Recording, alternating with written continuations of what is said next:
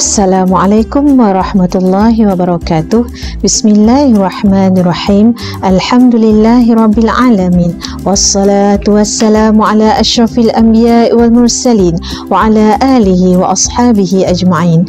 Radina billahi rabba wa bil islam madina wa bi Muhammadin nabiyya wa rasula. Subhanaka la ilma lana illa ma 'allamtana innaka antal alimul hakim wa la hawla wa la quwwata illa billahil aliyil azim. Alhamdulillah, bertemu kita kembali di Ilmu Rabbi at KPM dalam slot Satu Hari Satu Kisah dari Al-Quran. Bersyukur kita ke hadrat ilahi kerana dipertemukan dalam Ramadan Al-Mubarak, bulan penuh keberkatan, limpahan rahmat dan nikmat. Jom Murabi Nurziah bercerita tentang satu kalimah yang sangat besar pengertian dan timbangannya di sisi Allah Subhanahu wa taala. Apakah kalimah itu, anak-anak? Disebut oleh Allah dalam Al-Quran sebanyak 90 kali, bermula dari huruf Sad, Ba dan Ra. Apa ya anak-anak? Ya, kalimah sabar. Apakah maksud sabar? Sabar adalah kalimah pinjaman dari bahasa Arab.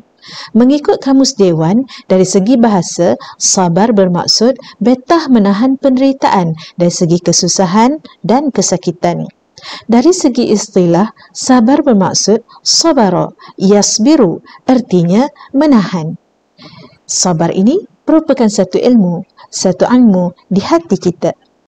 Siapa manusia yang paling sabar? Subhanallah, kita mempunyai 25 orang Nabi dan Rasul yang wajib kita ketahui. Siapa ya anak-anak? Jom kita nasyidkan. Ingat tak rukun iman ada berapa perkara? 6 perkara.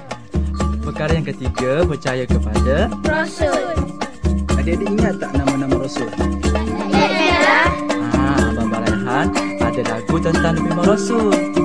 Mari kita nyanyi sama-sama. As-salatu ala nabi wassalamu ala rasul wal anbiya'il mursalin kulluhum mukramun.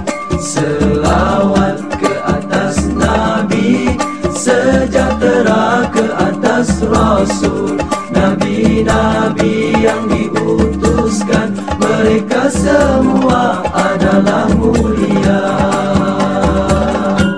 Adam, Idris, Nuh, Hud, Saleh, Ibrahim, Lut, Ismail, Ishaq, Yaqub, Yusuf, Ayyub, Syuaib, Musa, Harun, Zulkifli, Daud, Sulaiman, Ilyas, Ilyasa, Yunus, Zakaria, Yahya, Isa, wal akhiru khatimul anbiya, Muhammad al-Mustafa. Allah sebutkan dalam Al-Quran surah Al-Ahqaf ayat 35. A'udzu billahi minasy syaithanir rajim. Bismillahirrahmanirrahim. فاصبر كما صبر أولو العزم من الرسل ولا تستعجل لهم كأنهم يوم يرون ما يوعدون لم يلبثوا إلا ساعة من نهار بلاغ فهل يهلك إلا القوم الفاسقون. Maksudnya, jika demikian akibat orang-orang kafir yang menentangmu, wahai Muhammad, maka bersabarlah engkau sebagaimana sabarnya Rasul-Rasul Ulul Azmi yang mempunyai keazaman dan ketabahan hati dari kalangan Rasul-Rasul yang terdahulu daripadamu. Dan janganlah engkau meminta disegerakan azab untuk mereka yang menentangmu itu. Sesungguhnya keadaan mereka semasa melihat azab yang dijanjikan kepada mereka merasai seolah-olah mereka tidak tinggal di dunia melainkan sekadar satu saat sahaja dari siang hari. Cukuplah menjadi pelajaran bagi orang-orang yang mahu insaf. Maka ingatlah, tidak dibinasakan melainkan kaum-kaum yang fasik, yakni derhaka.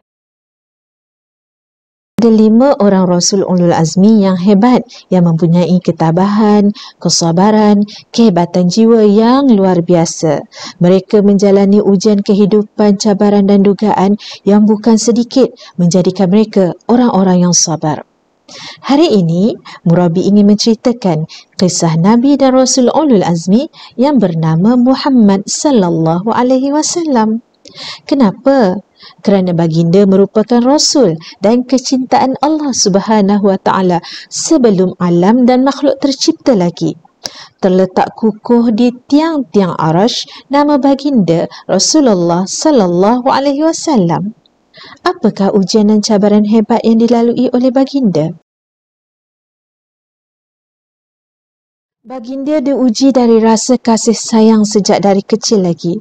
Dilahirkan sebagai anak yatim tanpa kasih ayah, menjadi yatim piatu apabila bonda yang dicintai meninggal di usianya 6 tahun, menumpang kasih datuknya Abdul Muttalib hingga ke usia 9 tahun. Kemudian menumpang kasih sayang bapa saudaranya Abu Talib yang tidak memeluk Islam sehingga ke akhir hayatnya. Dan setelah meninggalnya Abu Talib, diiringi oleh pemergian isteri yang sangat dicintai oleh baginda, iaitu Sayyidatina Khadijah Al-Khuwailid, menjadikan kesabaran Nabi berlipat kali ganda hingga tahun itu digelar tahun duka cita buat Nabi. Baginda Rasul diuji kesabaran yang bukan calang-calang sabar dalam memperjuangkan Islam.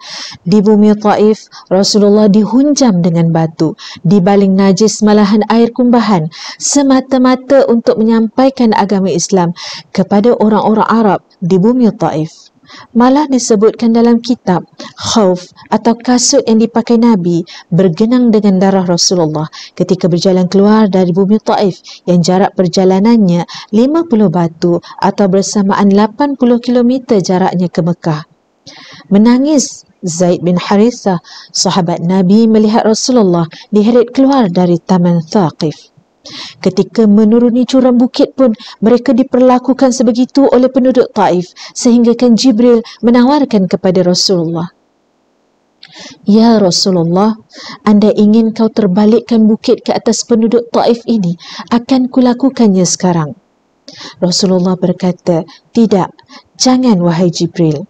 Lantas Rasulullah berdoa, "Ya Allah, berilah petunjuk kepada kaumku, sesungguhnya mereka tidak mengetahui."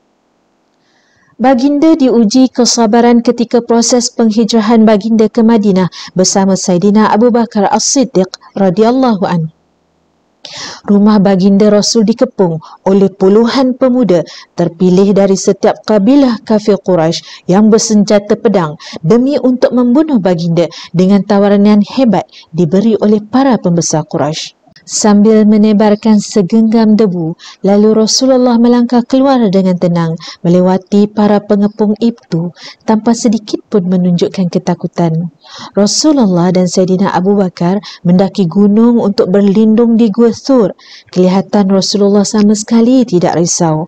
Wajah Rasulullah tetap tersenyum dan selalu tenang. Bahkan Rasulullah menenangkan Abu Bakar. "Wahai Abu Bakar, janganlah kau takut. Sesungguhnya Allah bersama kita." Berkat kesabaran baginda Rasul dan Saidina Abu Bakar, perjalanan jauh dan meletihkan yang ditempuh selama 8 hari melalui jalan yang sukar dan jarang dilalui oleh para pedagang. Akhirnya, baginda sampai di Quba, satu tempat iaitu kira-kira 5 km dari kota Yathrib atau Madinah, dan mendirikan Masjid Quba. Syiar pertama Rasulullah semasa Sirah Agung, perjalanan hijrah baginda. Dalam Islam ada 3 bentuk sabar. Rasulullah sallallahu alaihi wasallam bersabda, sabar itu ada 3, iaitu sabar dalam musibah, sabar dalam taat dan sabar dalam menjauhi maksiat. Yang pertama, barang siapa bersabar dalam musibah sehingga Allah redha yang menimpa dirinya, maka Allah akan menulis baginya 300 darjat dan tiap-tiap darjat jaraknya antara langit dengan bumi. Yang kedua, barang siapa bersabar dalam melaksanakan ketaatan, maka Allah akan menuliskannya 600 darjat. Tiap-tiap 2 darjat jaraknya antara langit dunia dengan Sidratul Muntaha. Yang ketiga, dan barang siapa yang bersabar dalam menjauhi maksiat, maka Allah tulis baginya 900 darjat yang jarak 2 darjatnya seperti arash 2 kali. Anak-anak, bila Allah suruh kita sabar, Allah suruh kita sabar sungguh-sungguh. Bukan hanya sekadar sabar, bukan sabar yang ada had, seperti yang selalu kita dengar. Jangan sampai saya hilang sabar. Bukan sabar yang lawak-lawak atau sabar berlakon-lakon. Seperti yang kita selalu baca dalam surah Al-Asr, Bismillahirrahmanirrahim. Wal 'asr.